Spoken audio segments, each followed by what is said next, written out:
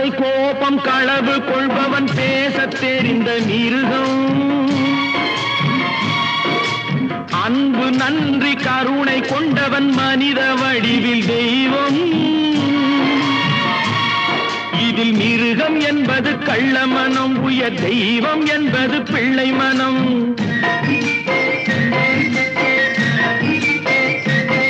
இந்த 6 கட்டளை அறிந்த மனது ஆண்டவன் வாழும் வெள்ளை மனம், ஆண்டவன் வாழும் வெள்ளை மனம்.